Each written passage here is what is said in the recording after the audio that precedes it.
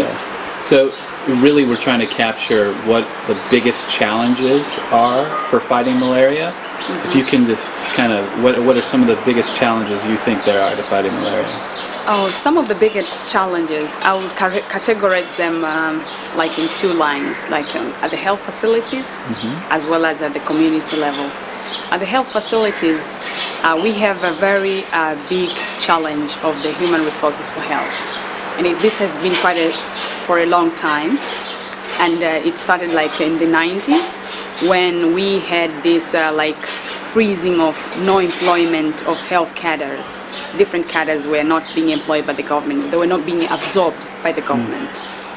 And it goes on with the economic crisis, which we have continued to face. But at the same time, the economic crisis have forced the governments not to really be able to fund the health sector as it was required.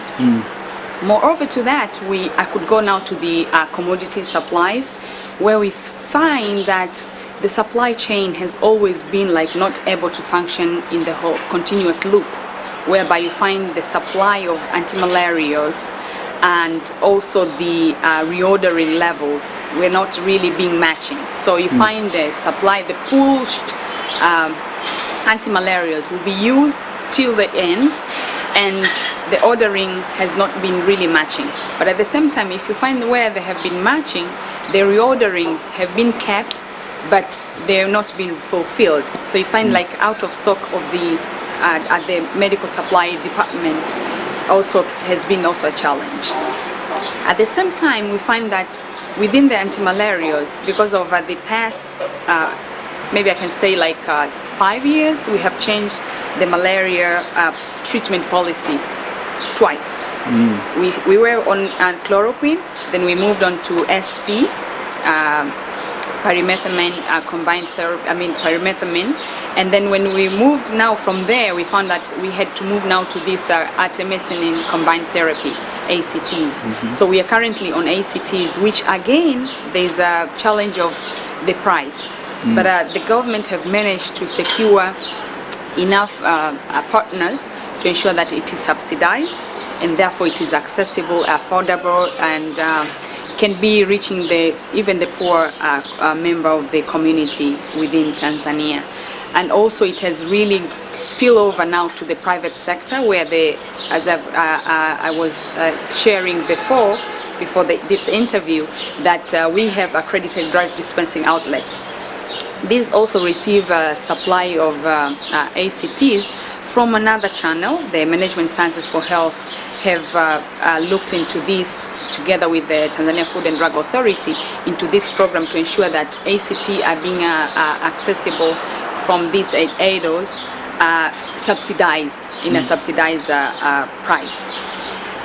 And when I move now into as a whole, the health facility, you find that some of them have not really been nearer to the majority of the community, because you find that a health facility we have a pyramidal health facility system, whereby within the referral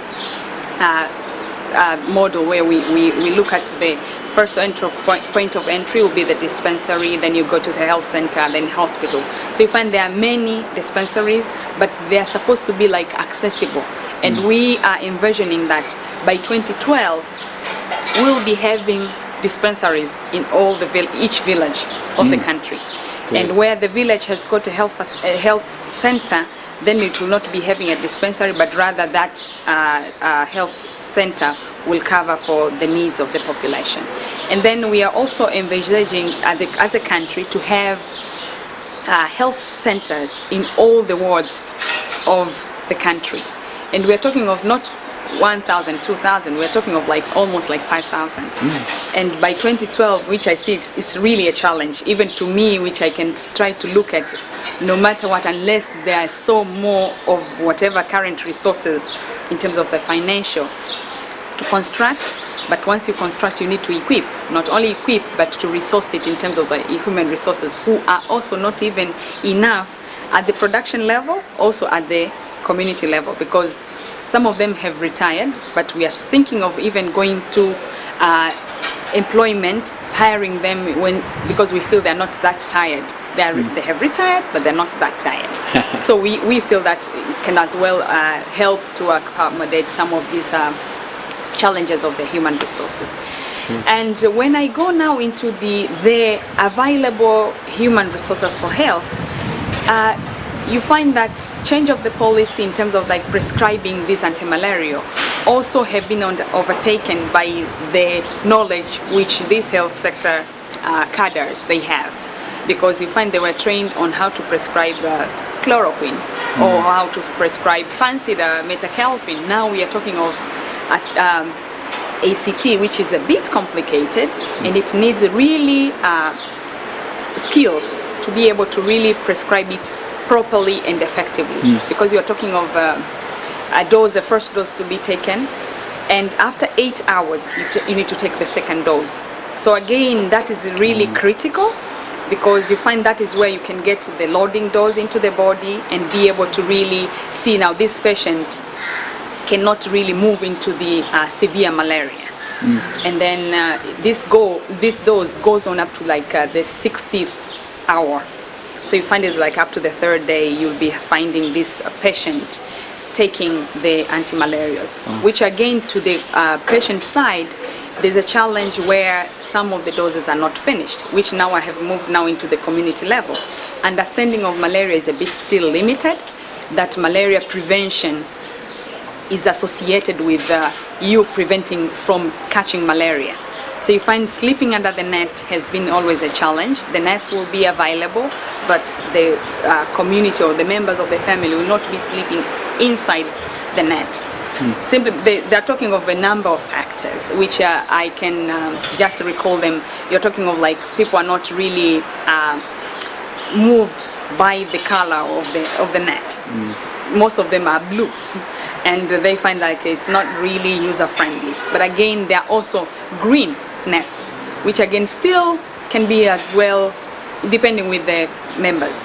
But again, when we're talking of like these nets, the polyester nets, whereby they have attached a feel of a nylon, more or less similar to those fishing nets, which again also they are being used for economic purposes for the families who are mostly those who are maybe residing near the water sources, like say near the ocean or near the lakes. They're using them for that purposes. That's good. At the same time, you find there's this sign of malaria, which we are talking of convulsions, especially for under 5s. The convulsions under 5s is a serious one, because you find these under 5s, once they start convulsing, the member of the family, be a mother or a father or auntie, they are associating it with witchcraft, and that these convulsions, they could be best treated with a herbalist. So they don't really take prompt measures to take this child to the health facility. Instead, they start now going through this chain of places, which now makes this malaria, even if it was unsevere, to move into severe mode of infection. And this is really has been a problem, especially in the areas where is combined with illiteracy, high illiteracy rates, and also with the areas where there's economic levels or socioeconomic status low.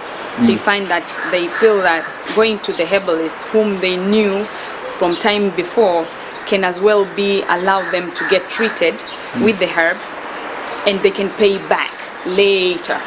Yes, or maybe they can go with the chicken, and it can as well help them to alleviate their problems. But this has been something which we are trying to work on to ensure that proper education is taken to these communities, and using these potential or renowned acceptable leaders. At the same time, we find that at the community level, the distances, you find, yes, a family can be very well educated in terms of like knowledgeable, not really educated, but I'm talking of the knowledge. It's knowledgeable in terms of like, these are the signs and symptoms of malaria. I need to go to a health facility.